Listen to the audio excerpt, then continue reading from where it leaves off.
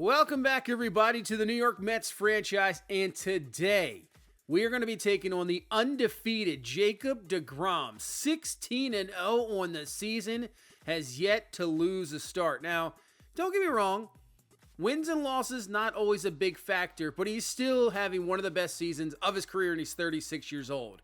He's got a 2.06 ERA, whip just barely over 1, 18 quality starts. See the WAR up to a 3.5.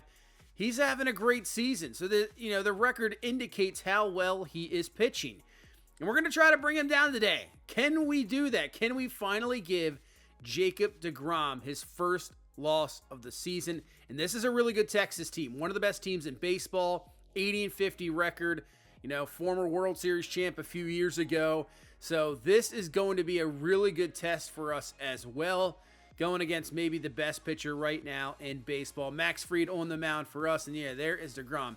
Crazy, 36 years old. And obviously for him, this is more motivation. His former team here in New York. Can we be the team that takes him down?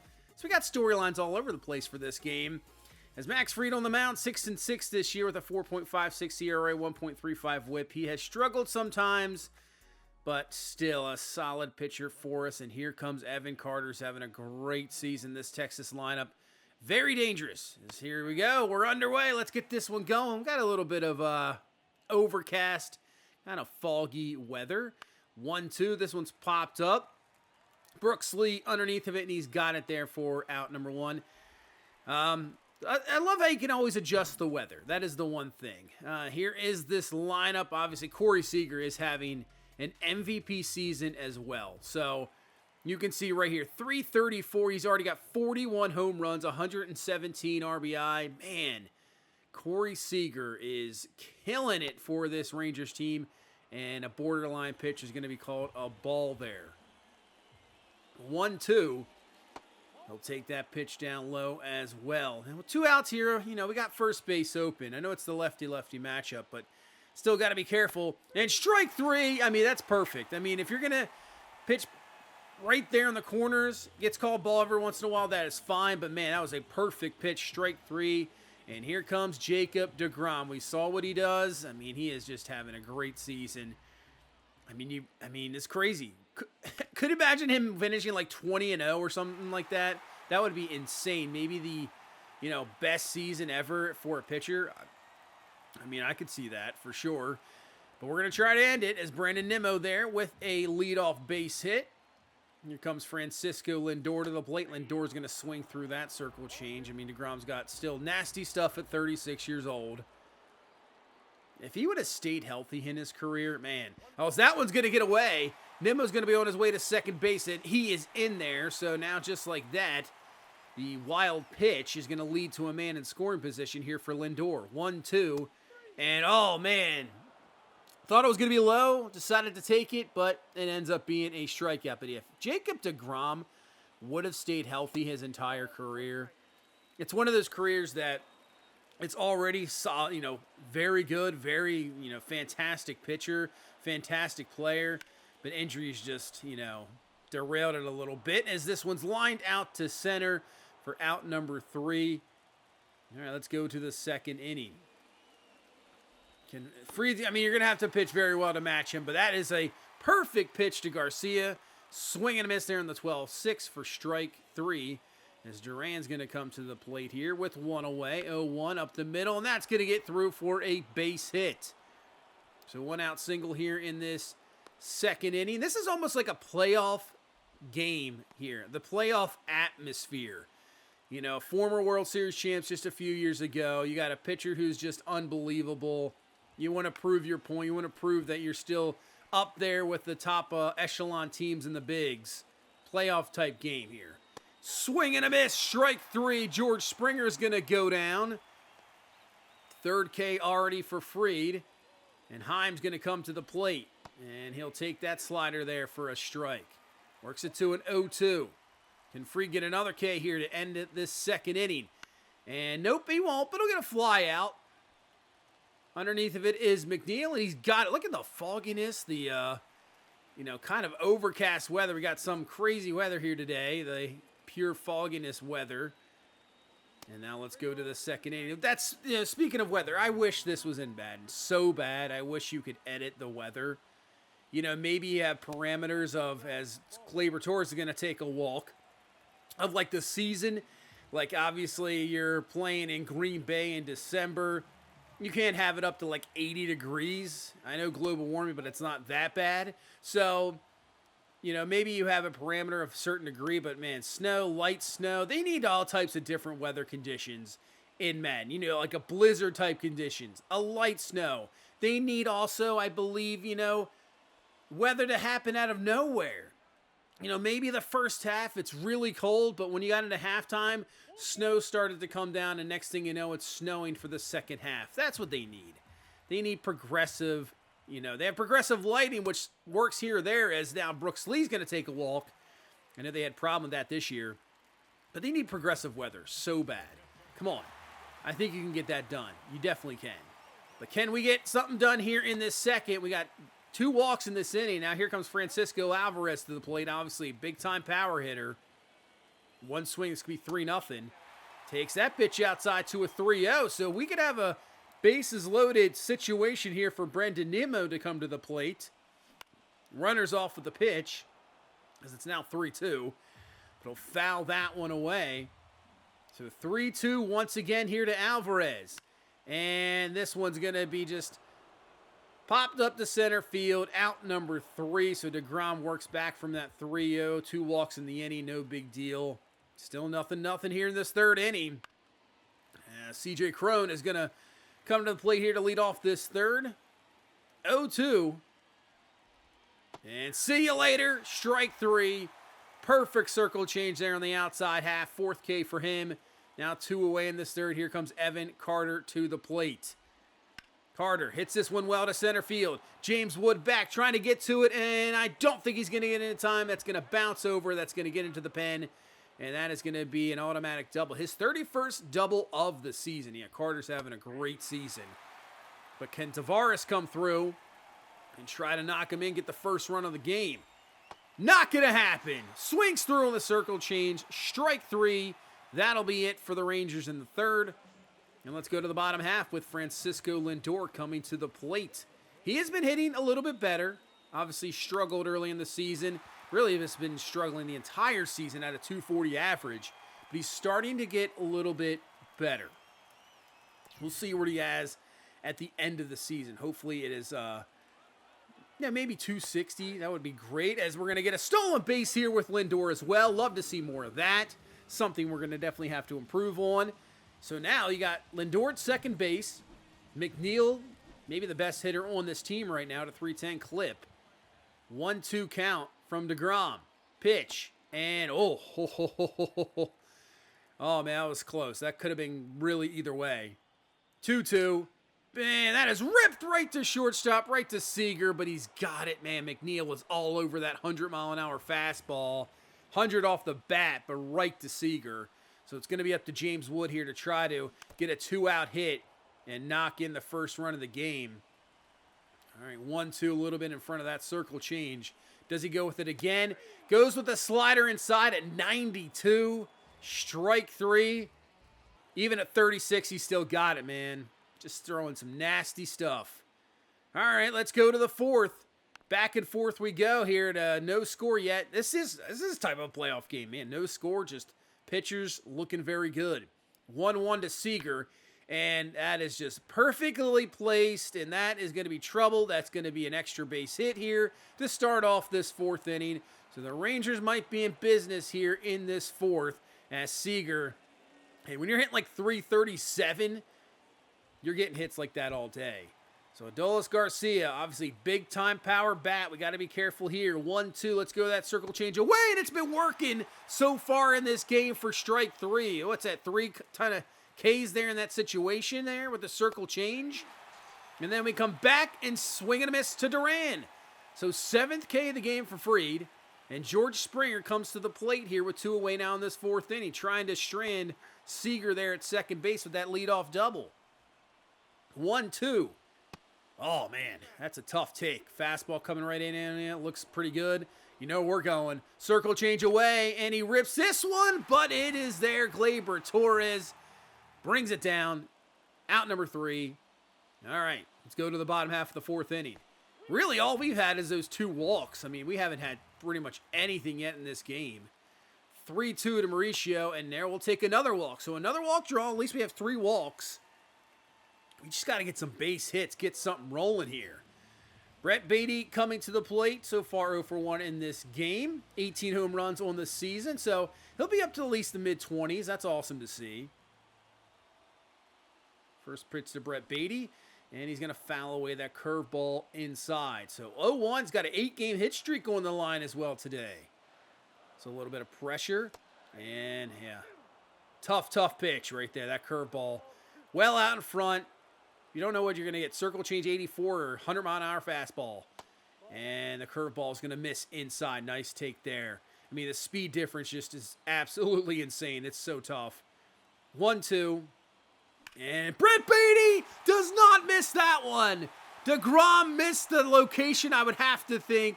98 miles an hour over the middle of the plate, and Baty did not miss. See you later. 2-run shot, 415 feet. That's his 19th of the season.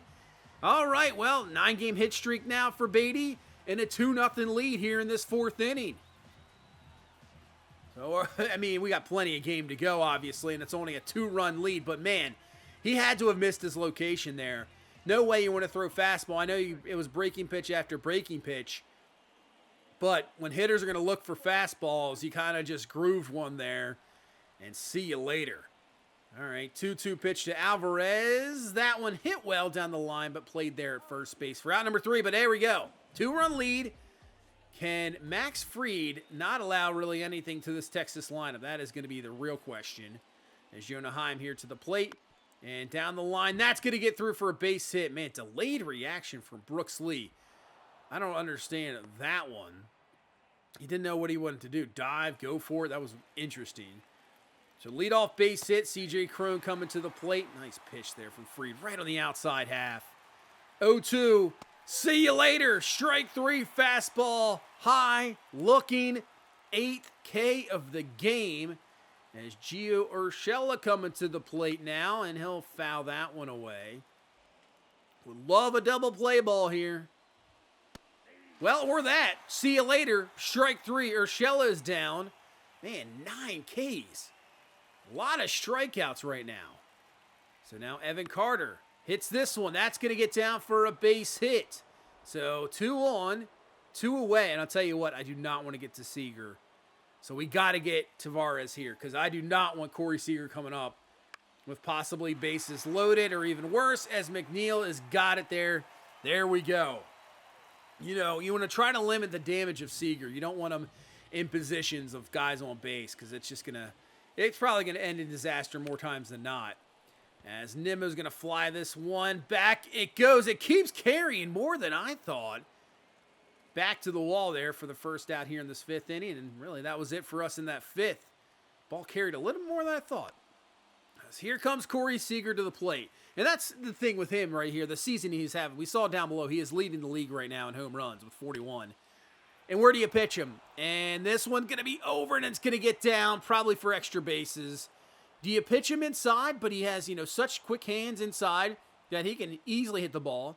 You go away from him, but then he just does what he saw a few innings ago, just punches one down the line, and it's a double. So, I mean, it's just really hard to pitch him. So a ground out to first base is going to allow Seager to get over to third base. So a fly ball can now get in a run. As Durand comes to the plate, 1 for 2 in this game, takes the sinker outside for a strike. 0-2. And a ground ball to first. Seager's going to stay there. Baty will tag the base. And I was ready. We were ready to throw home there if he was going to go. But he does not go home. 2 away now. Now it's going to take a 2 out here from George Springer to get in the run. And the fastball taken there for a strike. Surprised he took that one. That was a little bit left more over the plate than I wanted. And over to first base, Baty, every put out in this inning, and Seager gets stranded again. Still a 2-0 lead. As Brock Burke out of the bullpen here for the Rangers. We know all about him, obviously, last year. Pirates franchise, he was one of our better relieving pitchers. as Mauricio's going to ground out to third base here, over to first there, and that is a 1-2-3 inning for Brock Burke. You haven't seen that Pittsburgh Pirates franchise? That was really fun last year. It really was. Obviously, always have a good time here with the show. As Jonah Heim comes to the plate to start off this 7th inning, and that is absolutely blasted out of here. Goodness, that is crushed. And the Rangers finally get on the board, 2-1. So, I mean, now thinking about it, even if DeGrom's going to be out of this game here, and they tie this game up, that's going to put him at a no decision. So, right now there's a little pressure not to allow another run here in the 7th inning. So, 1 away, Gio Urshela, 1-2. He'll take the fastball up high. All right, 2-2. See if we can place this curveball perfectly. And swing and a miss, strike 3. It was not. It missed by maybe a couple feet, but Urshela chases. 10th K for him. For Max Fried, as Evan Carter has had a pretty good game, 2 for 3. Speedster, don't want to get him on base either. 1-2 pitch, swing and a miss, strike 3. The K has been king here today, but Jonah Heim crushed that one out of here to get a 2-1 deficit for the Rangers. Can we add any more? I don't want to have a 1-run lead here when you got the power bats that they have. As Beatty's going to hit this one well. What a stop there at second base. Robs a base hit to start off this 7th. Great play there. Man, just very good fielding. All right, Brooks Lee followed up, trying to get something going here. And, it's going to count as a strike. He was hit, but he swings, so it's a strike. Man, 0-2, but he doesn't miss this one. Brooks Lee, it is out of here. Hits the second deck up there, the Let's Go Mets sign. All right, well, we get that one right back. Put this back to a 2-run lead after the embarrassing swing there of being hit by the pitch and you swing. But you come right back next pitch, you say, forget that. I'm going to just round the bases here. 3-1 lead. And Francisco Alvarez coming to the plate next, and he'll take that pitch outside for a ball. I've seen another big-time power hitter here. We've hit plenty of home runs for Alvarez. Whoa, this one's hit well. Deep into right center. Back it goes, and it's going to carry out of here. Back-to-back home runs. Builds this up to a 3-run lead, 4-1. And I could see with that Nimmo hit earlier that even with the kind of like fogginess, maybe that mist in this game today, the ball is seeming to carry. So it's not knocking the ball down, because I know the power that Alvarez has, don't get me wrong. But normally that might have been like in the gap double. It just carries out of here. That's Nimmo. Oh man, great play in center field for out number 2. So the Rangers are also putting on a clinic though, fielding wise, but we just got to knock it out of the park. Yeah, just comes in perfectly, lays it out. Great catch. So, but hey, 2 home runs, 4-1 lead. Now let's let Seawald go to work. I mean, the back end of our bullpen is just absolutely fantastic. And that is going to be the key, I would say, as swing and a miss, strike 3, Tavares goes down. If we can get into the postseason, that is going to be a big thing for us. Our back half of our bullpen, you know, now Griffin Jacks, Seawald, Diaz, swing and a miss, Seager, strike 3, he goes down, is lights out. So obviously that can win you a World Series. If you remember back a few years ago, the Kansas City Royals over to first base, there you go, 1, 2, 3, 8. I mean, that's how they won a World Series. They had a solid offense. It gets you runs here and there. But, man, if they got to the 5th inning and they had the lead, their bullpen was just ridiculous. So, if you have an unbelievable bullpen, that could be the difference. I mean, the Diamondbacks a couple, last year in reality, but, 2 years in this game, I mean, same thing. Go to their bullpen, they just dominate. So now, 2 away from giving DeGrom his first loss of the season. Well, make it probably 1 left, as this one's flown into left field there for out number 2. So trying to get the victory, and hand the unbeatable guy his first loss of the season. As this one's grounded, Beatty up with it, gonna pitch it to Diaz there for the victory and the win. 4-1 is gonna be your final. And finally, Jacob DeGrom will not have a 0 on that right side. It's gonna be a 1 because we've given him his first loss. Former teammate. That's kind of it. That's a big thing right there. So there we go. Yeah, there you go. 16-1. No more undefeated. We get a big win here against this Rangers team. And just really did it with the home run ball. 2-run homer from Beatty. Alvarez and Lee had a solo shot. 11 Ks for Fried. And then Seawald and Diaz just come in, shut it down.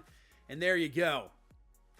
So, let's see. Do we want to get into the month of September, I think? Get into the final month? Let's do that. Let's sim out these this final week here.